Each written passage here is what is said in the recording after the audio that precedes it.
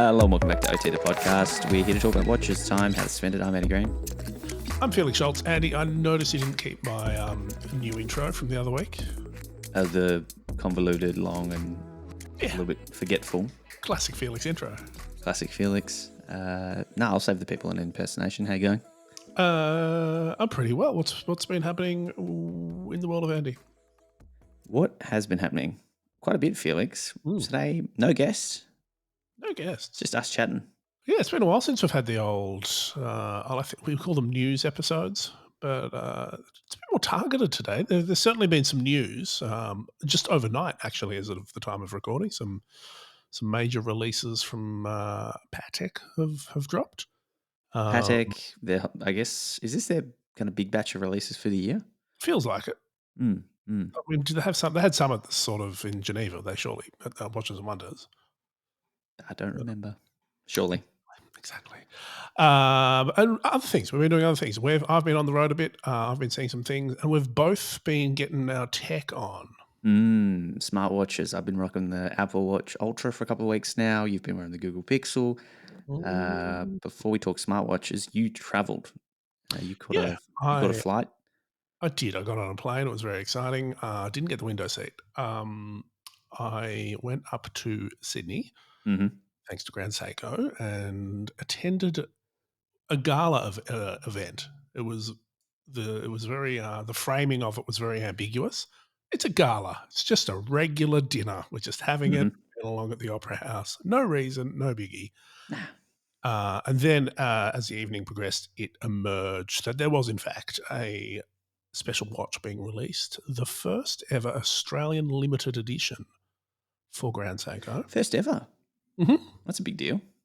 Yeah, they've been doing it. They've been sort of moving into the regional model more and more. There's obviously the very popular US seasonal range, but this one is the let's give it its formal name, SBGJ269, aka the Pink Flannel Flower. It's your sort of your classic heritage elegance. I think is the collection case GMT with a very OT-esque, I like to think, pink dial. Yeah, we started that trend, didn't we? Yeah, we definitely started it. 50 pieces, 10,600, inspired by a sort of a very rare flower that lives in Australia, the pink flannel flower, obviously. And I suspect, based on the throngs around both the sales associates and the watch, that they would have been mostly gone on the night. Yeah, I mean, 50 is not many. 10K price point is pretty reasonable for what you're getting. Yeah. So this flower only grows after a bushfire. Is that correct? I think it's a 1-2 combo of bushfire and then torrential rain. Classic. So peak global Australia. warming. Yeah. Peak January in Australia. Yeah. Yeah, well, it's a really heard a little bit about the process. And I think it's been in the works since before COVID. Wow. So really, really nice sort of thing. They've obviously gone to a lot of effort to make it sort of feel authentic, and I think the Australian design team's been involved. Yeah, it looks beautiful. Yeah, and they had on the night. There's a sketch that the Japanese sort of watch designer, who's very young, like I think he was, if he was 20, I'd be surprised. Oh, wow. He Cheap sort labour. of did the design, and they're auctioning that off for charity later on, down the track. But yeah, really nice, really great to sort of see Grand Seiko finding a, ever increasing and more mature place in the market. They're sort of doing incredible things. So it was a good night. But it wasn't the only colourful dial I've seen recently, Andy. There's another one. What else have you seen? Went and had a little visit with Tissot, saw some of their novelties. It's a new PRX with a blue dial that's eerily familiar. What sort of blue would you how would you describe the shade of blue we're talking about? For legal reasons, I can't describe it in its most familiar phrase, but it's a dial that's been popping up on other watches. Sort of the Nautilus had a sort of a take on it. Rolex has a popular version thereof. It's very blue. Let's just say that Turquoise. Almost. Yeah, turquoise, schmiffany blue. But so it's PRX. It's quartz. It's not. You can actually get it it's kind of incredible. It's also, I will say, I'll put some pictures up on social media and stuff. It's got a kind of like a brushed metallic finish, so it's not the same sort of flat matte that we've seen in other executions. The other main thing to know about this watch: Mhm. $550. Bang, but like bargain. Bargain. They're a great watch. They're a great watch. Feels good on the wrist. I'm a big fan of the PRX. Yeah. $550. It's just it's tempting. You reckon they're gonna be hard to get? Well, see, this was the conversation I was having with the Tissot people. They had sort of from their sort of informal market testing. Mm, 50/50, loved it. 50/50, really thought it was sort of tacky and over the top. I fall very much into the I love it camp because, and my rationale is I understand it's a bit sort of played out, but mm. $550, it's fun. We're heading into summer here. You don't have to think too much about it. It's not pretend like I don't think you have to get too caught up on this brand did it first or they're copying this. No. It's a color that exists in culture and everyone fucking loves it. Mm. It's having a moment in watches, sure, but also no one, well, owns the color blue. No. No, a huge amount of fun to be had as well. I think just Mm. in terms of the design and the color and great watches, and they're well made. It's $550 well spent. I got to say, you don't feel like you're getting something cheap. You get something that you feel Yeah, is well made and yeah. is It felt quality. like And I put it on the wrist for a bit. The nothing tinny about the bracelet, like it felt nice. it is a nice. It is an. I'd be tempted to get one for a bit of summer fun. It's good that you said that because I also suggested to them that they put another zero on their order figure, and I may have inferred that if they didn't sell them, OT would look after them. And Yeah, we'll just take a couple of dozen each. what's been going on in your world, Andy? Any drama in your llama? Talked about it a little while ago, but I got a Apple Watch Ultra when it first came out. Held off talking about it until we had time, and with Felix, we've got time. So Apple Watch Ultra, 12.99 Aussie, expensive. It's up there in price, but this is the new big boy from Apple. It is 49 millimeter titanium case instead of the I think aluminium that it usually comes in. Yeah, or steel. I think this is a first Steel. titanium. First titanium, so lightweight but quite big. The price point's obviously quite serious, but it's got 100-meter water resistance, which is interesting because the previous Apple Watch used to kind of have to unscrew the crown and give it a shake. This one is just sealed up. Really kind of designed for what Apple say adventure, getting Mm. outdoors. They put a whole bunch of features in there around like wayfinding and map features, sirens, all sorts of kind of goody Drive uh, computers. yeah, also it's a good tech. It's sort of interesting because I do have, I've got the last couple of Apple Watches as well. So it's sort of an interesting change for me because I don't do any of those things. So those features are not really necessary at all. I was Uh, going to ask you specifically what you thought of it in relationship to the regular Apple Watch. so I find that because of the size, it wears fine, but it wears bigger. And the screen is, I think the screen's bigger than my first probably two or three mobile phone screens. So it is quite weird to look down at your wrist and see look, this Your 33. computer that is not insignificant in size. It's not bulky. I haven't really hit it on anything. It's not, it's not like I knock it into things. It's just, I would normally wear a watch and an Apple Watch on my right wrist. I did that for a little while. I can't do it. It's just too much presence for me.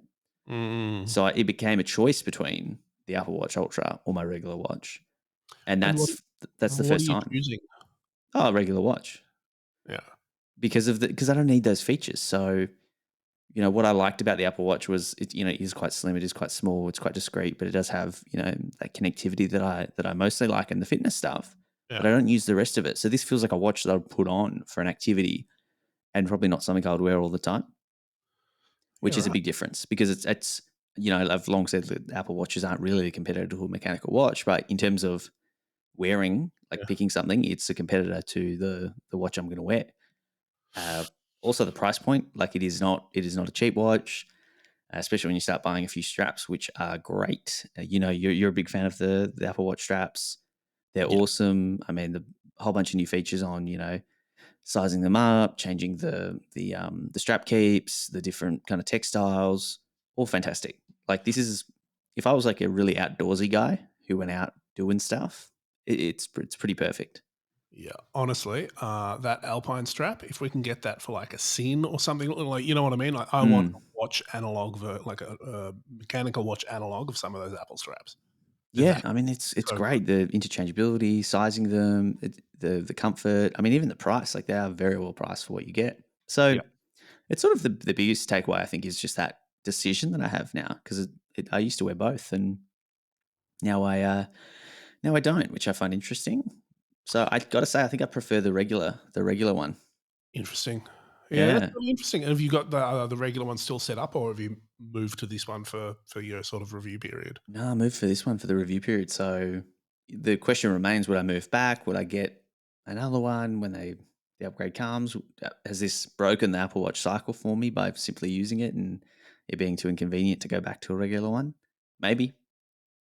Yeah, I guess from their point of view, like, they're looking at, like, they're not trying to sort of take away, they're not going after the Submariner crowd. They're going after A, people that have Apple Watches and are gonna iterate on it every time, or B, people that have sort of specific sports watch needs, like, they're going after Garmin and Oh, I mean, in a term, this is the comparison, right? This is the first comparison I made. Was this is a competitor to those high end Garmin and whatever other Hunter or whatever it is, yeah. because those things are ugly. Like those watches are just ugly. They're hideous. They're practical, very practical. No, no, no. They're practical, but they are just hideous looking. Yeah.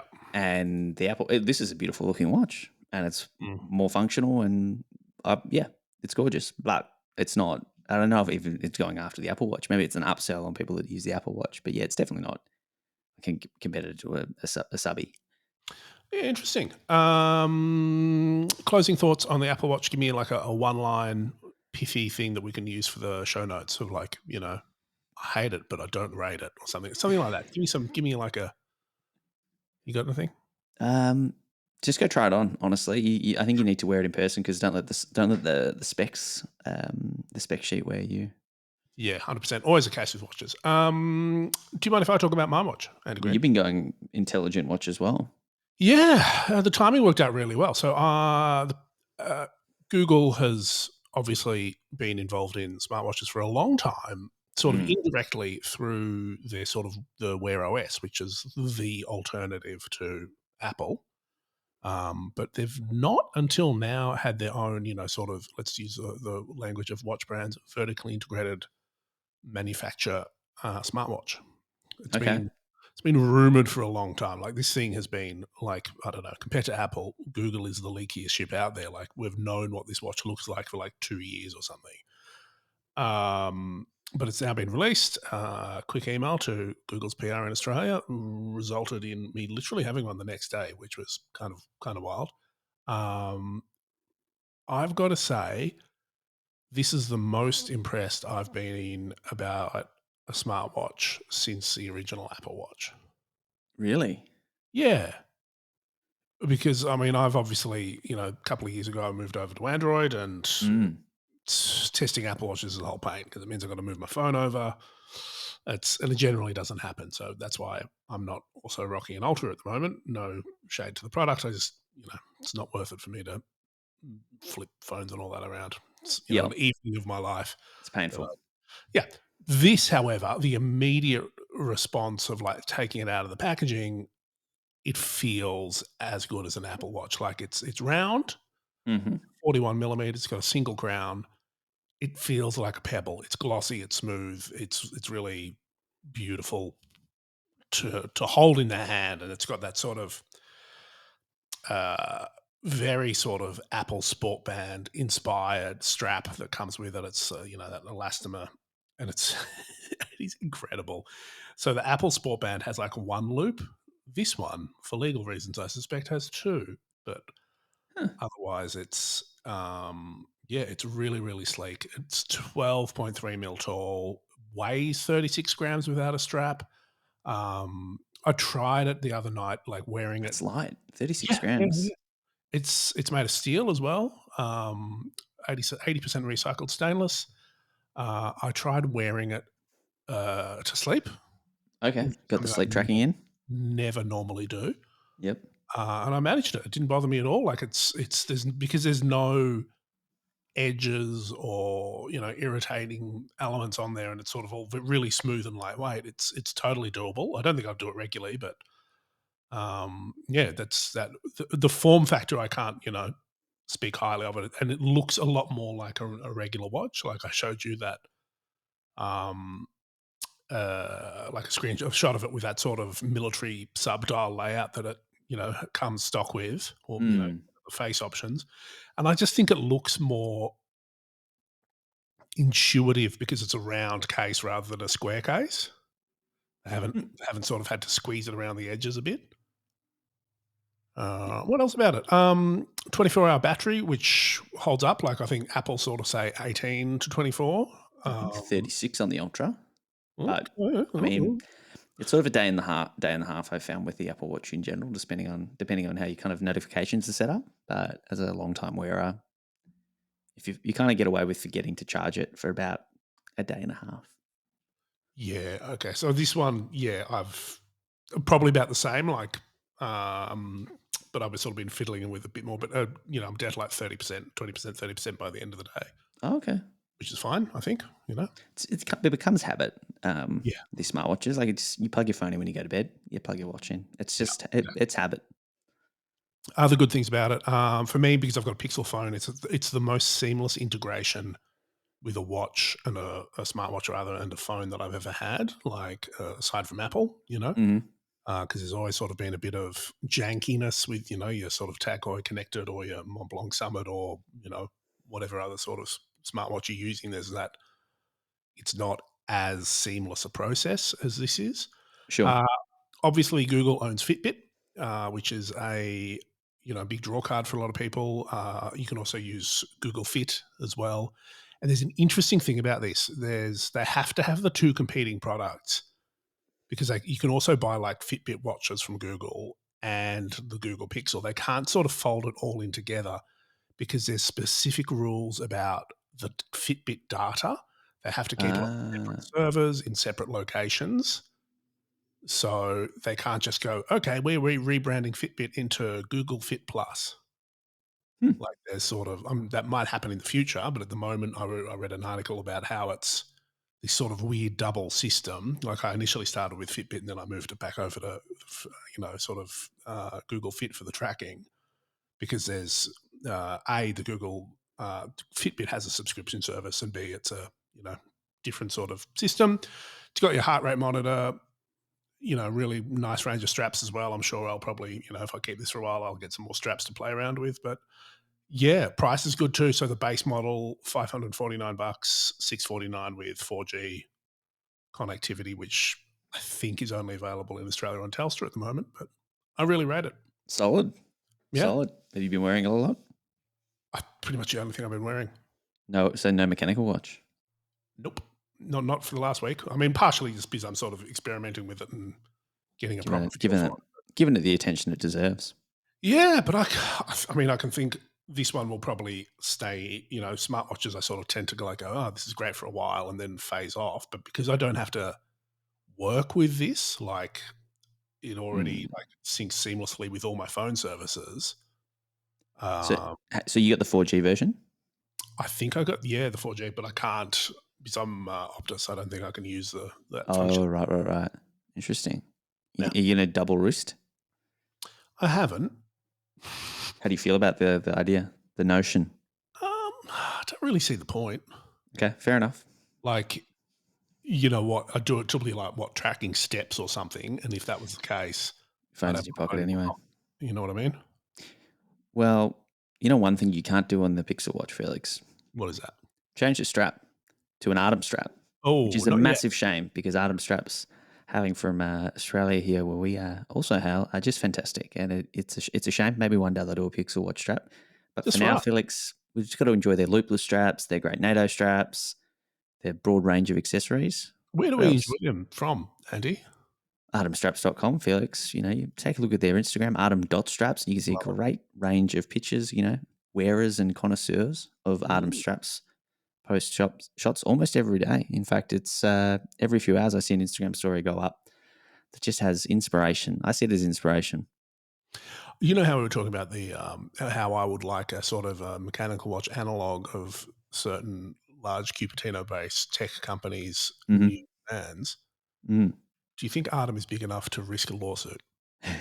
Probably not. Probably not. But one day, with the support of everyone listening, maybe. They'll create the Schmelpine Schmap.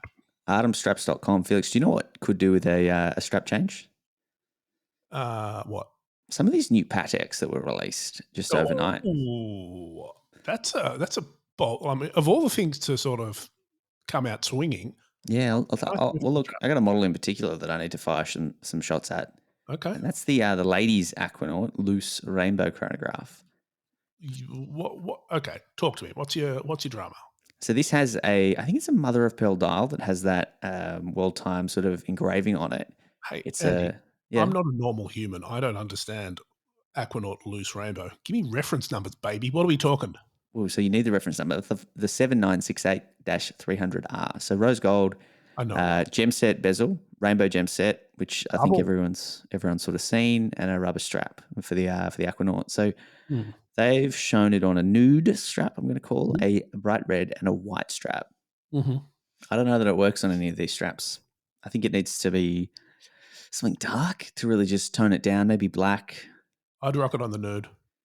You, I'd rock it nude. you'd go nude. I'd wear this. I'd wear this nude too. That's what else you need. All the attention will be on the wrist, nowhere else. Interesting that they still refer to it as a ladies' watch. We are in 2022, Patek, but you know, Look, I mean, Patek is hardly the most progressive company I of all know the Swiss watch companies when it comes to these things. they're just trolling us though. They're doing a rainbow gem set bezel, and you know, on an Aquanaut and calling it a ladies' It's a watch. cool bezel. Like it's two rows of baguettes. Mm, So there's the inner, which I think is just straight up diamond, and then the outer is rainbow, which I think gets a sapphires, little, yeah. yeah, which gets a bit of it's clever design because it makes it feel less cramped. Mm-hmm. Like I Yeah, think if yeah. that was just solid baguettes, it would feel a bit sort of closed in, but this is it feels quite it looks quite lush. Yeah, it looks lush. Looks expensive. Obviously going to be hard to get. Pretty controversial release. People are not apparently are not loving it. The internet has sort of, I would have thought, would gobble up a rainbow bezel, you know, precious What metal Patek, but the internet is not happy. you have your finger on the internet much more than I do. Mm. I Why? like to read the comments. Derivative design, you know, Okay. big deal. Basically, big deal. Are they Just just doing a salty rainbow that it bezel. wasn't a men's watch? Hey. Do you reckon they're salty that it just wasn't like a men's I watch? think everyone's salty that it's not a men's watch for sure. Yeah. But That's I think they're factually salty at the right. releases, and obviously there's one in particular that I think everyone's quite salty at, and that Okay. is moving on. That is the 5811 Mm, 1G, which G is indicative of gold. It is a white gold Nautilus, Felix. it's almost steel. It looks like steel without kind of holding it or having a discerning eye, like I think most watch collectors have. You would probably just mistake it for steel. So blue dial, near identical to the 5711, which was, you know, discontinued. Obviously, the movement's different. I think the case is slightly bigger and thicker, and it has a slightly adjustable clasp, which is good because the clasp on a regular Nautilus is horrendous. Sure. People are pretty upset that, you know, Patek went, I think 2 years ago now, saying it was done. 5711's over. I think I'm probably on the record talking to you about it, Yeah. being quite skeptical that, Yeah. you know, the 5711 might be done, but Yeah. maybe even the steel Nautilus, but there's no way the Nautilus is done. So, Do people I mean, my take on that is, are people really that credulous? yes, To yes, they think are. that they're gonna like the Patek's gonna be special, make something special and amazing just for them, and do exactly what you know what I mean? Like it's Well, that sort. it was peak. Sorry to cut you off. Peak 5711 mania, where you know they're going for $250,000 US, $300,000 US, and it was almost like it was this reaction of, you know what, this is causing us too many headaches, more problems than it's worth. It's a 30,000 US steel watch that we, you know, I'm sure they make $25,000 on it, but it's too much hassle. We're just going to get rid of it. It's genius marketing. Oh, for sure. And then it did a victory lap with Yeah, the green dial for a year, and then yeah. another one with the Tiffany blue dial. So if anything, I think they probably hyped it even more so. Yeah. and then they come out with a precious metal that I think retails for just over double what the steel's going for, so it's about 70,000. Maybe you get some change from that, And US dollars. then next year or whatever it is, we'll get a steel version eventually. Maybe, or maybe they're just like, well, it costs us 5 grand more in material, and we can sell it for $40,000 more. So we're going to do it. And you've already shown that you'll pay $300,000 for a steel version. So why wouldn't you do that for white gold? So It was. Yeah, I think it's going to be steel because fundamentally it was created as a steel watch. Firstly, maybe, uh, maybe. but I mean, my thing about it is like from a marketing point of view, most brands would just go, okay, we're discontinuing the 5711, we're replacing it with a 5811. It's got a new clasp and a new movement. Mm. They've got 24 months of dominating a news cycle out of it for nothing. Like it hasn't cost them anything.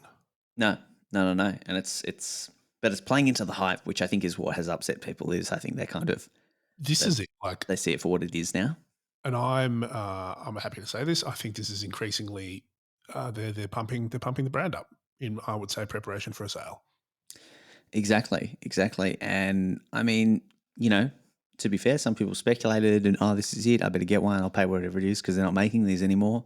And people are probably thinking the same thing as you as well, Felix. Oh, it's going to come out in steel next year. It's different because of these five, dot points in the press release.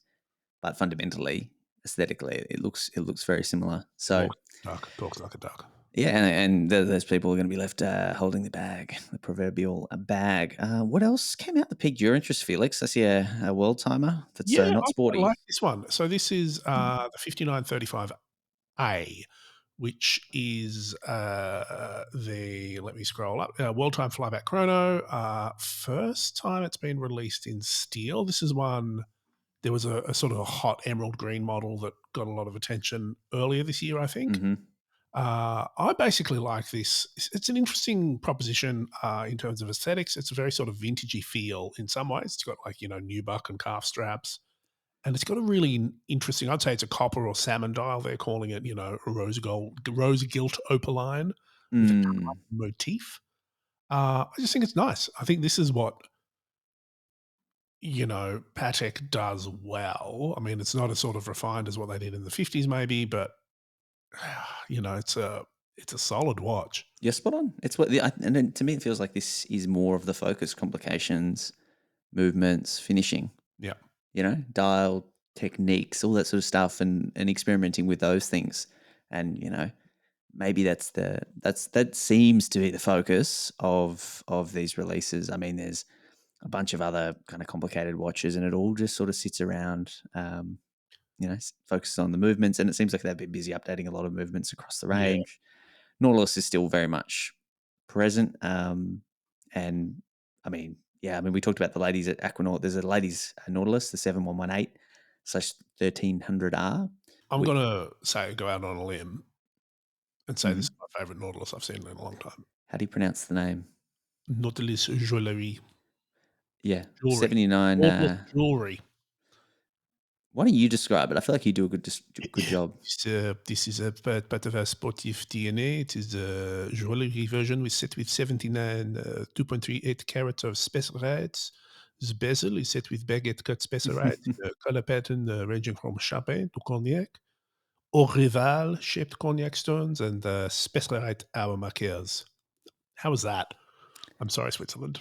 Stunning. So this is a 35.6 millimeter case with Yep. a red and orange bezel, rose gold. It's got the wavy dial, which has been reserved for the ladies' watches. But at that size, Felix, I'd play with this. I'd wear this. What I really like about it is if you look at some of the close-up shots of the dial, like the Mm, bezel's cool, that sort of tone-on-tone color gradient's really slick. Um, I like how they've matched the hand. Like you look at those hands and you go, "Oh, there are stones in the hands." They've mm, just color matched the print or the loom, whatever it is, yeah, and the stone setting on the baguettes looks really, really nice. I just think it's a little bit unusual. It's mm. classy. It's nice. It is. Yeah, I would wear this watch. I think it would look good. I don't think it would look too small. Yeah, that'd be a statement for sure. Mm. Nicolas Cage Bling. probably already bought 2. Yeah, one for each wrist. Is Yeah. anything else popping out from Patek? Oh, I guess probably the 5712/1R, which is Yeah. the Nautilus with the moon faces, chocolatey boy, rose gold case. What's new on this one, Felix? I don't know, mate. There's a few other new ones. There's like another travel time, and there's some other bits and bobs, and some more classical. I don't know, chrono perpetual calendars. Oh, the Well, it's the Destro. new Let's movement. talk about the Destro one. Yes. Is this the state of watches? We now just destro everything. I mean, yeah, I mean, it does feel a bit gimmicky, but it looks contemporary. It's the 5373P monopusher chrono perp cal for lefties. It Does it looks make sense? Does it make sense having it on the left? It's a big crown. I always say that with, you know, left-handed styles work for watches that have large crowns, like the Big Pilot or something, Mm, because it sort of mm. gets off your wrist, even if you're wearing it on the left. Platinum. I mean, this is made for a few high-end consumers that can afford it and get it. It'll pop off. Yeah, the dial looks nice. Stuff. It's very sporty. It's very sporty. Yeah, yeah, they've been doing some of that weird aesthetic stuff recently. That's Patek. These are watches that we can't afford. We'll never Yeah. get. They're kind of cool. Uh, And on the topic of things that we definitely cannot afford and that mm, are potentially kind of cool, Audemars Piguet, Felix. I think they did yeah, like 5 new colors at of the least. Royal Oak to celebrate, was it the I had 50th it up. anniversary? You do some talking, and I'm going to find out how many. Hang on, here we go. 1, 2, 3, 4, 5, 6, 7, 8, 9, 10. Looks like 10 new references. 10 new references, all 2 sizes, colorful, 5 colors. 5 colors. Was there 800 baguettes on each of them? Something Stupid. silly. Yeah, which I mean, for those of you listening at home, think of a royal oak. You know it, you love it. Now Mm. cover it in a single color of very nice stones, ranging from purple to blue to yellow to green to pink, maybe. Yeah. Um, And wherever you can uh, conceivably put those baguettes. You got 800 to spend here. uh-huh. Yeah, baby blue, green, yellow, orange, more of a dark purpley blue. It's the most impressive thing for me about this is the color, the stone setting and the color grading. That must have been a phenomenal amount of work. I Yeah, I mean, setting these would not be an easy task. I don't even know if pricing's around because I don't think it matters. Yeah, what's the point, Andy? Quite It's frankly, I imagine it's probably $1 million plus. sure. Wouldn't be surprised if it was even mid mid ones. But weird way to sort of celebrate, Yeah, continue it on, continue that why 50th. all of them at once? Like, And it's to make a splash, a colourful splash, but it's just so far from what the Royal Oak was 50 years ago and sort of has been to a lot of people. It feels quite confused as well. I mean, just last month they announced that competition where you could draw your watch and it yeah, would be made or something, and that just felt no, very, you know, automotive maker from 1980s, but for Audemars, it just my felt my main off. question about this is, what would people say about this watch if Hublot made it? It would be better as a Hublot. That's what people are saying. Again, kids on the internet, Really? by kid adults, yeah, they're like, Hublot do a better job. The worm has turned. It has. Yeah, it's just an odd thing to do. And I mean, again, is this something that deeply skeptical Felix goes, has AP realized they've got a massive credit with their gemologists that they need to write off before, you know? Look, if I was Mark Wahlberg, I would get one of every color. I'm sure LeBron James will get one of every color. Yeah. It would be cool to have, but it is just about the flexiest set of watches I've seen in the most time. And you're right. Someone like Chopard would do this really well, actually. Yeah, where it's The Fleece about or like Graph or someone like that. yeah, and look, I mean the dial is arguably very cool, but it's just so I don't know, it's just so strange, and it's at a time when the CEO is sort of on the way out, and there's this opportunity for someone new to come in and take the brand to the next level that it needs to go. And I'm just confused by this. I would have thought, I could have thought was a joke when I first saw all the pictures, but No, it is. It's legitimate. It's just, I mean, as AP themselves say, it's flamboyant. Must be a massive profit margin. Be enormous. I think it would be incomprehensible. And that's it. Because you're absolutely right. I hadn't even thought about that. Like the number of people that will be buying 5 of these. Oh, easy, Yeah. easy. It's for the it's those top tier. It's probably going to be sold as a set almost. You go, okay, get it. That's all like you're not gonna just buy one, you're gonna transact on Hmm. however many.